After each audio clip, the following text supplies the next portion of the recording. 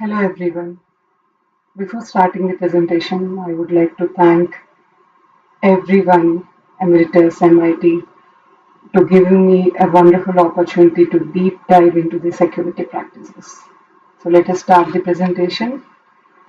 So this is going to be the agenda for the presentation. I'll start with the Equifax data breach overview and then the incident timelines, which vulnerability had affected the Equifax systems. Then I'll present a bit on the data breach analysis, uh, basically showing the root cause and then immediate causes and the contributing causes. Then I'll explain an incident response approach, which I would be taking if I am given an opportunity. Then we will look into the security measures we can take to overcome the data breaches like Equifax. We'll discuss defensive strategies and offensive strategies. Last thing is like we will discuss about the lessons learned also. So let us go into the presentation. So before talking about the Equifax data breach, let us understand a bit about Equifax company. Equifax is a major US credit reporting agency. Uh, so basically, it sells a lot of credit reports or credit monitoring services. It provides even credit fraud and identity theft prevention service also. So obviously, it's understood that it will hold a lot of uh, PI data and sensitive confidential data also. Like when I say PI and confidential data, we have client SSN numbers, credit card numbers, social security, and then driver license numbers and phone numbers, email IDs, names, and whatsoever. So all this data is handled by Equifax. Then we can understand that security is a paramount at Equifax. But how come this incident happened? Let us look into the incident a bit. So the incident is like this. So Equifax had reported a breach and it affected almost like 147 million people's personal information, not just in US but also UK and other countries. Uh, Data and businesses got affected because of this data breach. So at a high level, what happened is like Apache Struts was used in Equifax online dispute portal, which got exploited, and attackers gained access to the Equifax networks and systems. So Equifax basically they didn't update their software. They failed to renew their SSL certificate. They had not maintained any asset inventory. Their asset inventory was not complete, and their IR response plans and implementation was not effective or as it is required or expected to be when a data breach happens. Uh, you know, th- it is critical, see, to understand uh, how the hacker gained access to the uh, Equifax systems, network, and so let us look into the timelines now. See, the moment I say timelines, why I'm discussing it is, unlike any other breach, in this particular breach, it took almost 5 months for Equifax to identify that their data got compromised, their data got leaked. If you see the timelines, it started in the month of March 2017. Okay, this whole saga started at that point of time. Apache started, Apache Struts released its patch to address a remote code execution vulnerability. However, Equifax didn't. noticed that the team didn't apply. The team which is responsible for the implementation didn't bother about it. The team which has to monitor the implementation also didn't look into the matter. So the attackers, they took the advantage of not uh, being the vulnerability, remote code execution vulnerability was not updated on one of the web server where Apache Struts 2 component was used. The attacker uh, entered the Equifax systems and networks. So first they compromised the online dispute portal. Through online dispute portal, they started entering into the other parts of the network. So May 10th, the attacker first accessed the sensitive information. After actually, even though the vulnerability got exploited, any company should have certain intrusion detection systems and prevention systems, security monitoring systems. So all these systems also fail to identify the intrusion happened. There is one reason contributing cause for this is they didn't apply, they didn't renew the SSL certificate, which helps in monitoring this malicious traffic. So Equifax failed in the renewal of SSL certificate also. So this added to the misery, like they got hacked, but they don't have a system to monitor the malicious activities of the intruders. So 29th, on July 29th, first time they have updated their, after so many months, they have updated their SSL certificate. The moment they updated their SSL certificate, they have observed some suspicious activity. So they took it to the higher level and then they started uh, doing a thorough investigation, and they still found on 30th that their data is compromised. The data was compromised, and then on like August 2nd, they have already a law firm of King and Spalding to guide the investigation, and then they took uh, another forensic teams to further help them to investigate. They have informed the Federal Bureau of Investigation about the incident. On September 7th, they have announced the hack. I mean, the compromise and the attack happened to the public. So if we see, it almost took like 5 months uh, for the Equifax to identify. They got hacked in the month of March, but they were able to detect the activity in the late July, and by that time, the attacker literally moved into the other parts of the organization. So the PII data, SSN numbers, credit card numbers, the finance data, they lost. The data got leaked. So this had affected their finances. They faced a lot of legal lawsuits, legal and regulatory complaints. They have to pay high penalties to uh, the customers, businesses, their clients. They, for every claim, they did some free work. They provided some benefits to the customers. However, they lost their reputation and damage.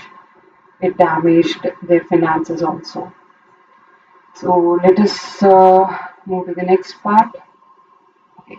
So let us talk about the vulnerability and it actually what all systems got affected because of that one.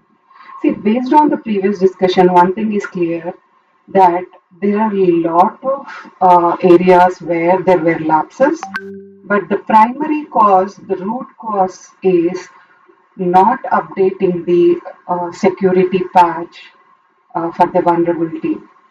So in the Equifax, they have Apache Struts 2 component on their open source web application, which is used for the online dispute portal.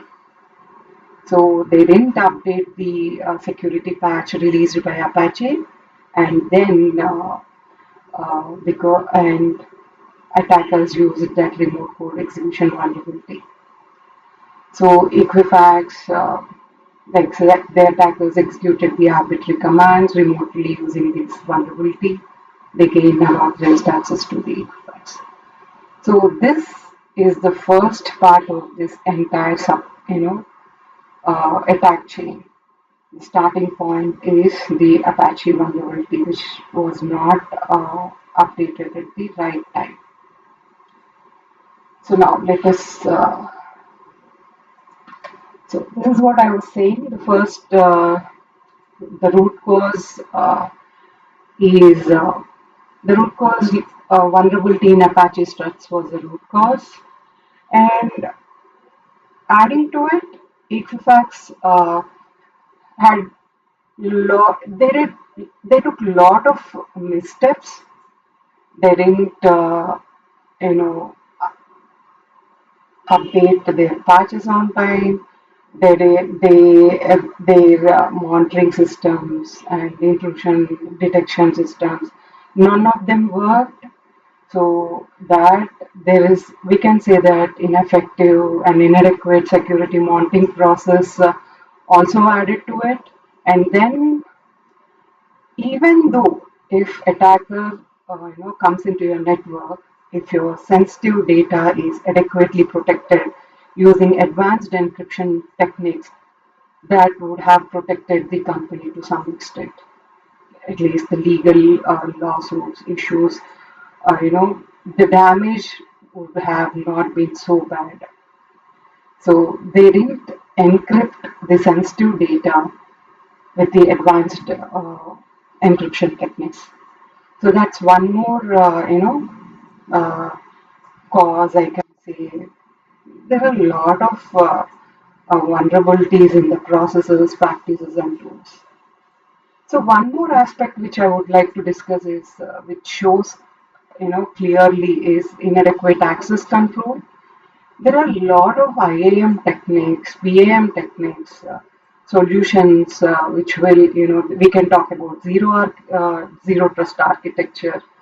So if adequate access controls were in place or multi-factor authentications are in place, the attack would have been stopped at the web application itself. But that didn't happen. Attackers were able to move to the other parts of the networks and systems, and they were able to access the databases which are having where the sensitive information was residing. So I can clearly tell that the access controls were not adequate. Then,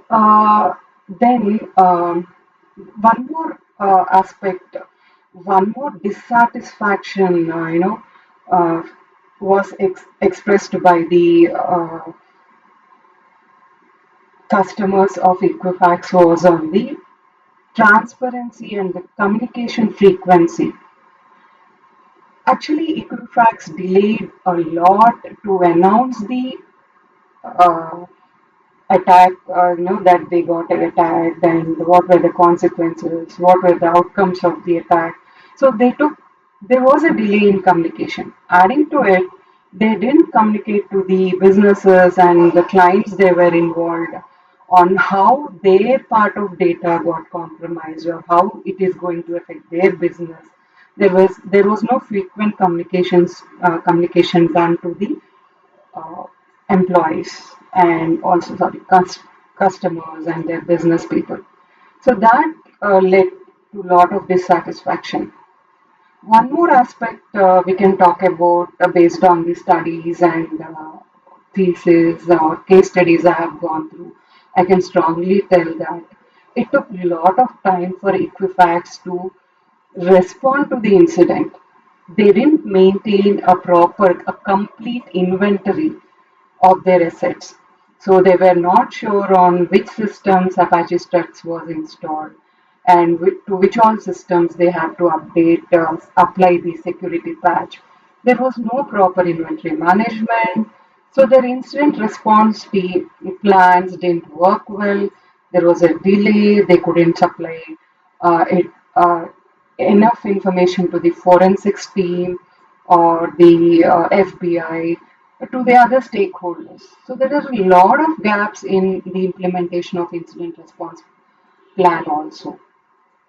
So I can say that it's not just the root cause uh, that is the vulnerability which led, but there are a lot of other lapses in the security posture of the company where it contributed to the uh, the worsening of the outcome of the attack.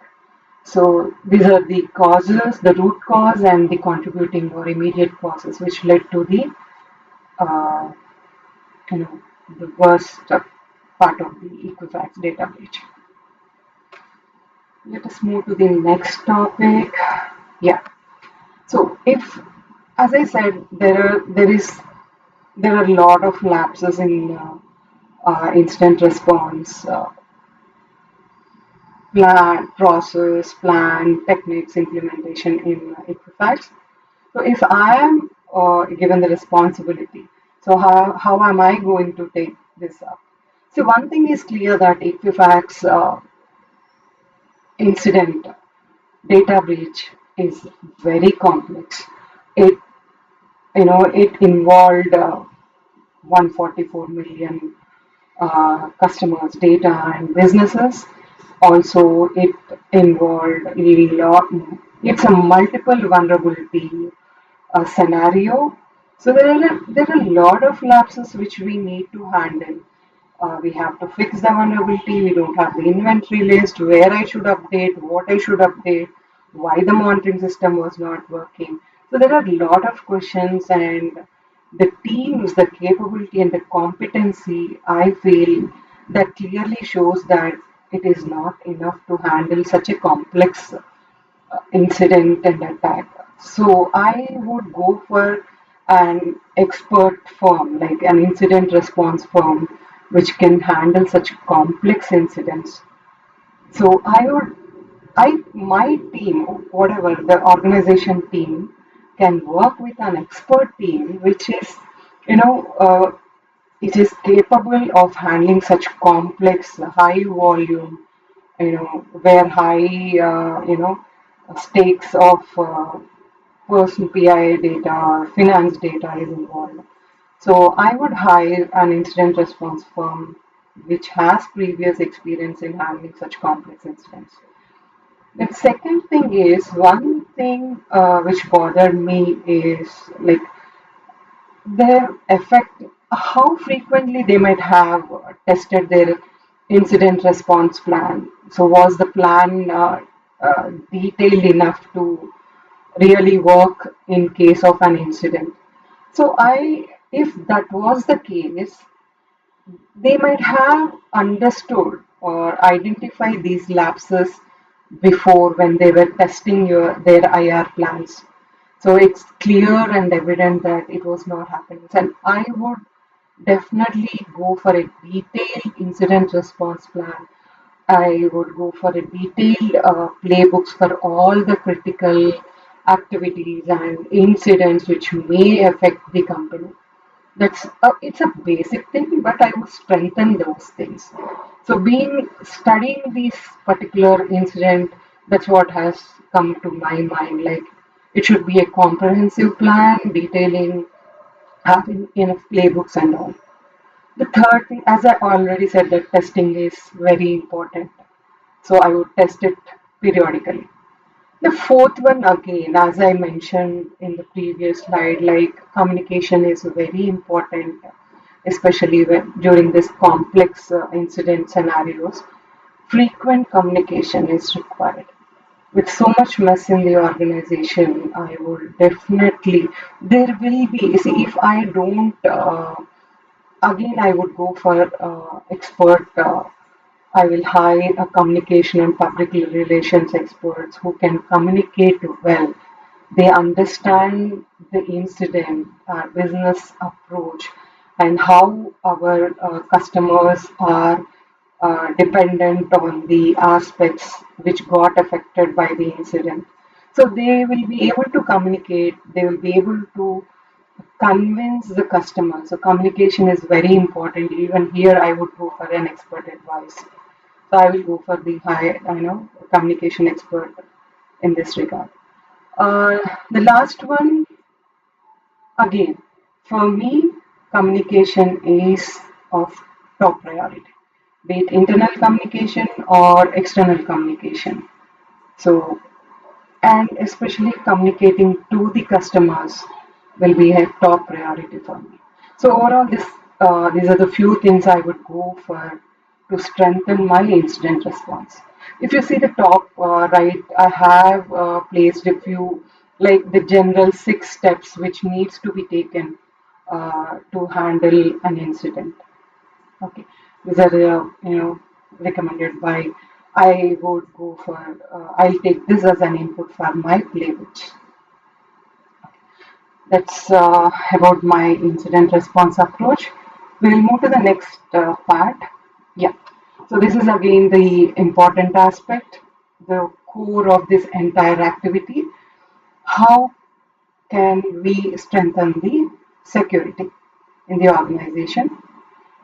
If like we know we have to identify the key defensive and key offensive strategies. So, based on the previous discussion, we can understand that data protection regulations are required. We need prevention techniques in place and the security awareness training. Security awareness is the first line of defense, is what I would say. So, that is paramount again for us. So, it is very important. Uh, I would recommend companies to move to a zero trust architecture. So that would boost it would add a lot of uh, security practices and confidence to the companies. So coming to the offensive, we'll have uh, more comprehensive penetration testing. We can go for red team exercises, continuous threat intelligence gathering. So we'll see it in detail in the coming slides. So first, let us talk about defensive strategies. I would start with patch management.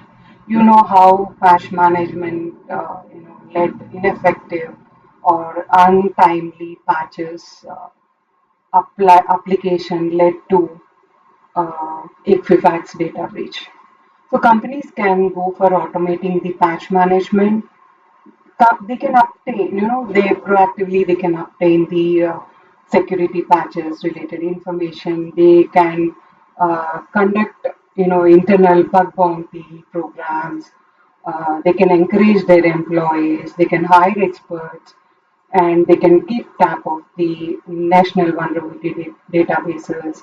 So it's important to go and apply patches timely. We have seen the impact in the Equifax database, data breach.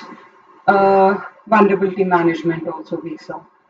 Vulnerability management monitoring is also equally important. If we see the databases, NVDs, or the updates released by Microsoft or Apple, they have a lot of updates in it. So organizations, they may not implement everything in one go, so they can prioritize the vulnerabilities and then they can apply those patches for those vulnerabilities.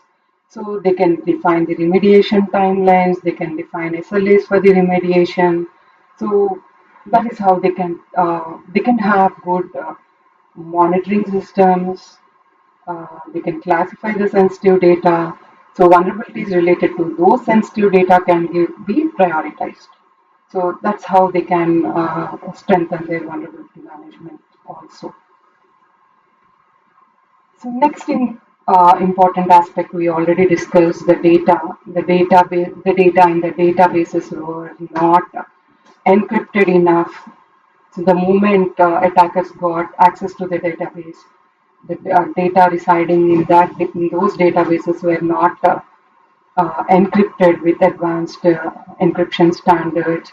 So it's important for any company to encrypt the data in transit or the data at rest.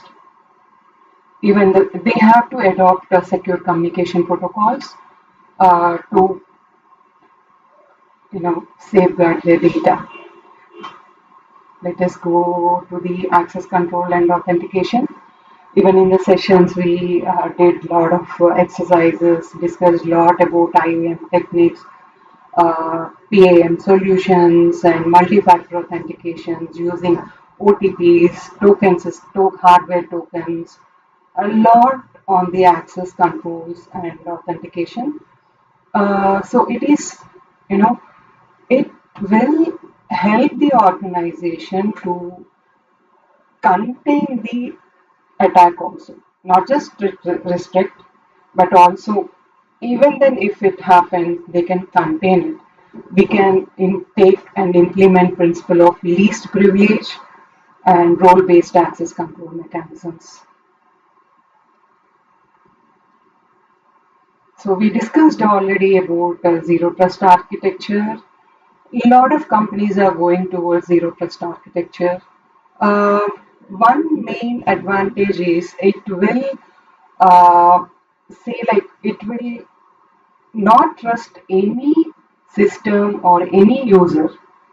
It will start with the least privilege. IAM controls are the first step in implementing a zero trust security approach. Okay. Authentication is provided only after the trust is assured. And zero trust architecture provides the endpoint detection and EDR solutions also. Okay. So let us move to the next part, that is advanced intrusion detection and prevention systems to prevent and detect data breaches. Right. So every company, to the small to medium and large companies, they have some or the other intrusion detection and prevention systems. So at least companies like Equifax, where sensitive data is handled, they should have advanced intrusion detection and prevention systems. They can make use of the user behavior analytics, and they can make use of AI upcoming, and they can try out and monitor those logs generated by the continuous monitoring is one important aspect in this regard. So log monitoring is important. So it helps in preventing and detecting the breaches. So coming to the next part. Well, though we see in some companies the security monitoring, especially in the small companies, the security information and event management, you know, is not effective because they don't use automated tools. So at least companies like Equifax, they should have a well-equipped security information and event management systems. So it normalizes the data, it looks for patterns, anomalies, and you know, it will do some behavioral analysis and protect the systems. So this particular SIM solution, it will collect data from different parts of the network, different systems. It will collate it and try to generate some meaningful data based on which we can identify the attack behavior, attack patterns, and all. So we spoke about security awareness training, the importance of it being that's the first line of defense, is what I feel. So now there are a lot of programs. I mentioned it before also, like employee involvement is very critical for every person is responsible for security in the organization. So involving people, developing a good security culture in the organization is critical. So we can conduct bug bounty programs where employees will try to find out the vulnerabilities in the organization, systems, networks, and all. So that will involve people, and that sense of responsibility and accountability, the culture will be promoted. So I would recommend that we can conduct a lot of simulation exercises. We can use tools like GoFish, which will simulate phishing attacks, social engineering attacks, and we can understand the people behavior there, who all are responding to the phishing attacks, who are not responding.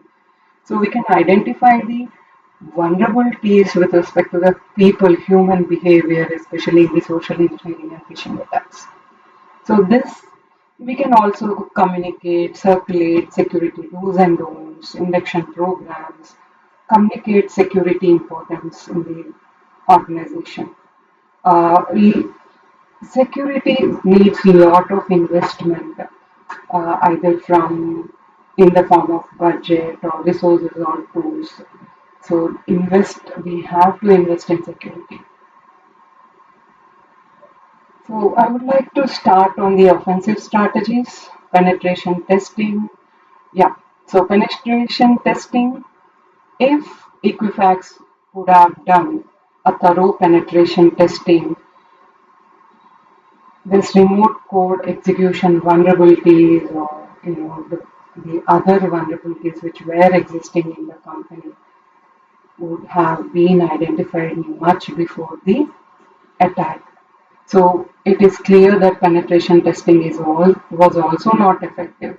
So it's important to strengthen the penetration testing. The scope should be defined, all the critical systems, data, items, sorry, networks, should be identified, and the scope should be properly defined. The rules of engagement should be defined. I would prefer a third party uh, penetration testing at least once, depending on the budget and the capabilities of the company. So we already discussed about bug bounty programs. Companies can incentivize the vulnerabilities found by the employees that will encourage employees to report more vulnerabilities.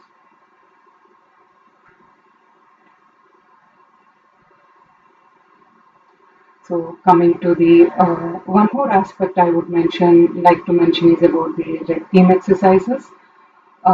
People A separate expert team to conduct penetration testing or security assessment can be formed, and they'll have wide range of capabilities, tools to conduct much better security assessments and testing that would help teams to uh, identify the vulnerabilities and act quickly on them. So let us come to the lessons learned part. So after this much of discussion, and it is pretty clear that effective patch management is critical. Applying patches on time, getting information about the patches, vulnerabilities is very critical. We should not delay in detection of the vulnerability and patching also. So both are important. We have to identify the sensitive systems, data, and adequate encryption techniques should be used.